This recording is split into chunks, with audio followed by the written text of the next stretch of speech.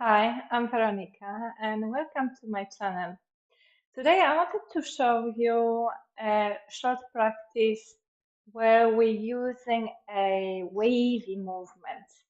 Now this wavy movement, in this case of the spine and the pelvis, is very important because it allows you to articulate all the joints and helps your body to move as a whole and not in separate segments, which is not natural.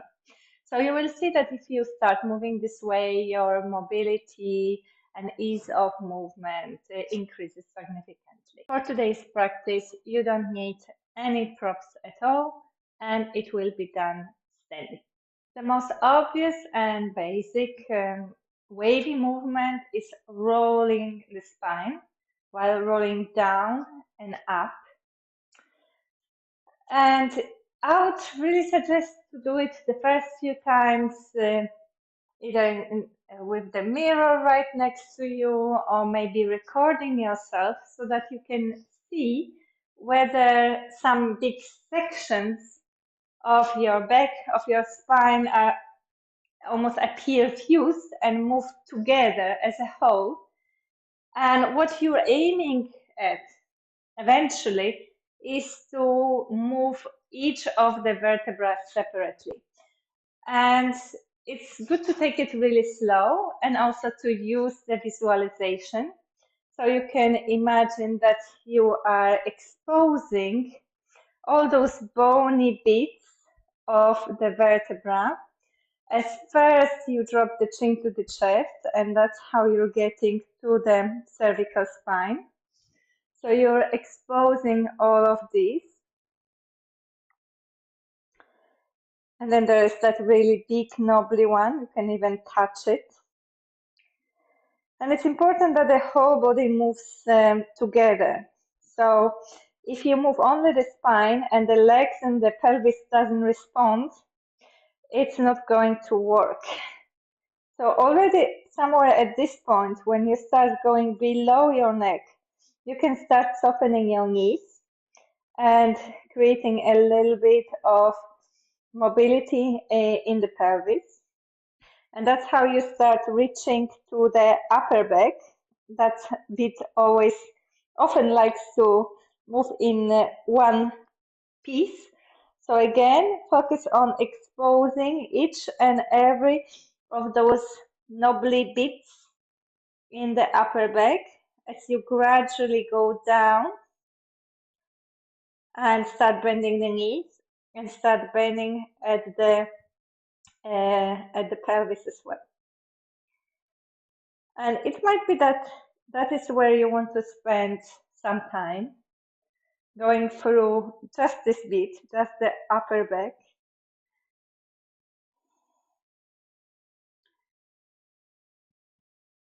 And then when you're gonna feel ready, you can start getting farther.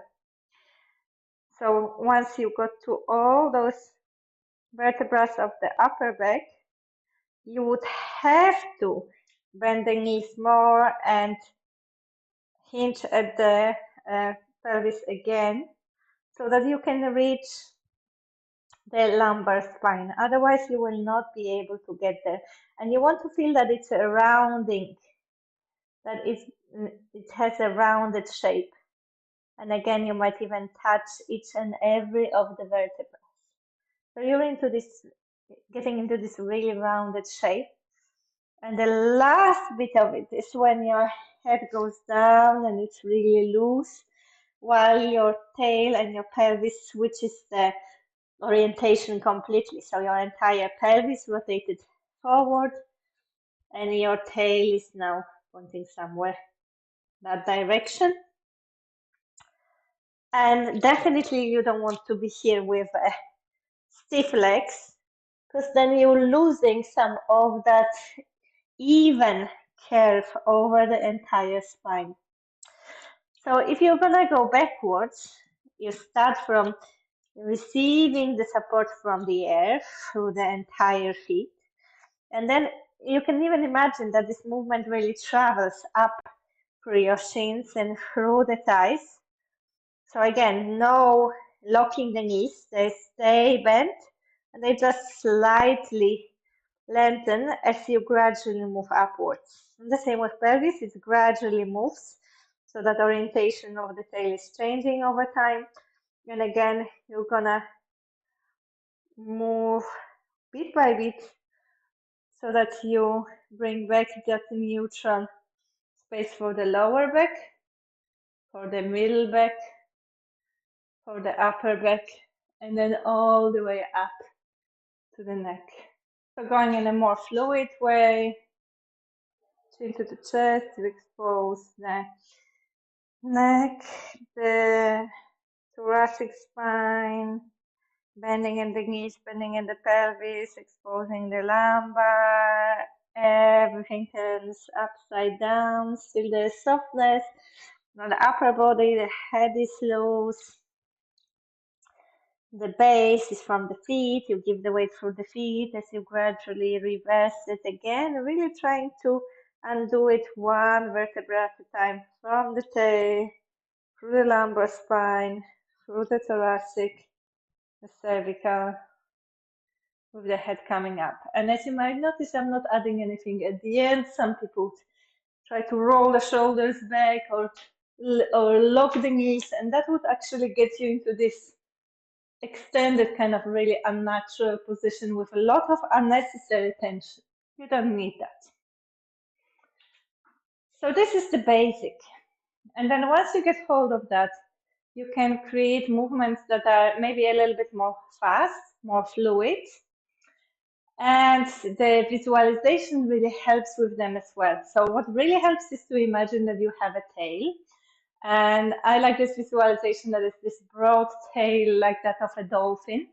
And the dolphin does this sort of movement to go through the water. And that's exactly what happens to you as well. So as that movement happens in the pelvis, in your tailbone, it will affect the position of the legs, which will respond by bending and extending. And as the pelvis is connected to the spine, it will create that wave that travels from the spine, from the tail all the way up the spine. And as the neck is the end of the spine, and at the end of it you have the head will respond to this movement as well. So this is the movement. Of course, it could go much slower as well. But as you can see, everything is really fluid and soft here. Okay. You can even imagine that your tail is very long. It's really like this, maybe a kangaroo or a dinosaur, something really long, the very big tail that rests on the ground.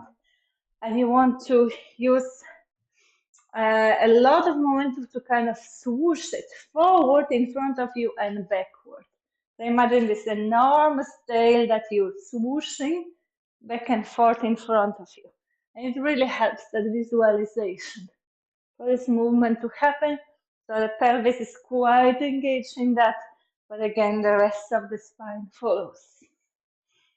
So much bigger, heavier tail.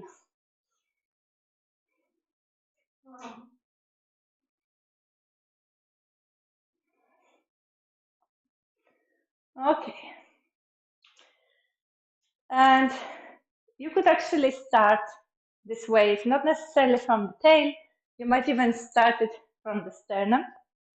And it would feel different. It might look very similar, but it does feel different because the initiation point here is actually the sternum, the breastbone.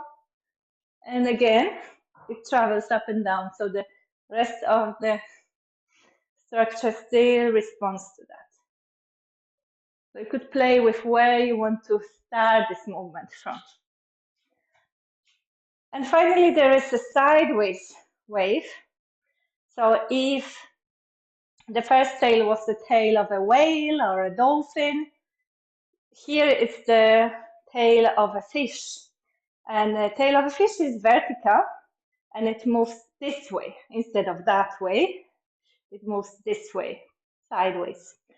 So if you again focus on your tail and imagine that it's a fish tail, any fish, goldfish, shark, whatever you want, then this movement is going to move you sideways. So you're not moving forward in space or backward in space at all. It's just really right and left. And again, as this movement travels through you, the legs, the pelvis, and the shoulders and the head will all respond, but really the movement starts not even from the hips, but really from the tail itself.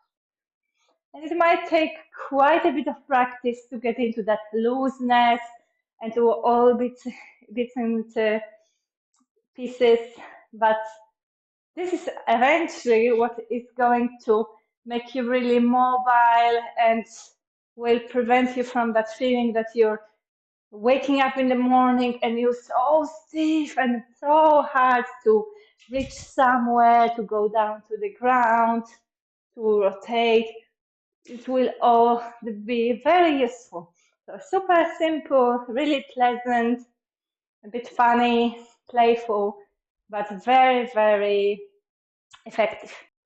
I hope that you enjoy this practice. There are many similar ones on my channel, for example, this one.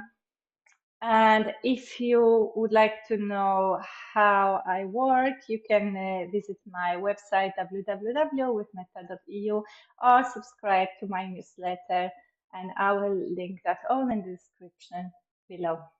If you struggle with pain, especially chronic pain, or with anxiety, you can also download free 7-minute long audio recordings from my website.